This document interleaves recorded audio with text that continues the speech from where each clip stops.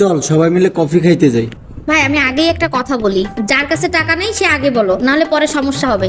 Sorry ভাই, আমার কাছে তো টাকা নাই। দেখছিস, আমি জানতাম ও এই কথাই বলবে। আচ্ছা যা, তাহলে তুই বাড়ি যা।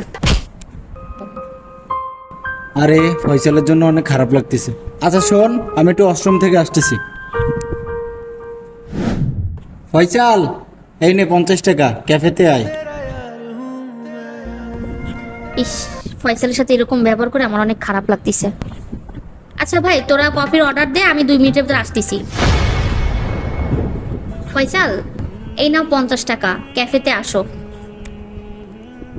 হ্যালো ভাই, তোমাকে 50 টাকা সেন্ড করছি, তুমি জলদি ক্যাফেতে আসো। ভাই শোন, ফয়সালের জন্য আমার অনেক খারাপ লাগতেছিল, তাই আমি ওরে 50 টাকা দিয়ে আইছি। হ্যাঁ, আমারও খারাপ লাগতেছিল, তাই আমিও 50 টাকা দিয়ে আইছিলাম। ভাই আমিও তো 50 টাকা সেন্ড করে দিছি বাইরে। কিন্তু বুঝলাম না ও এখনো আসে নাই কেন।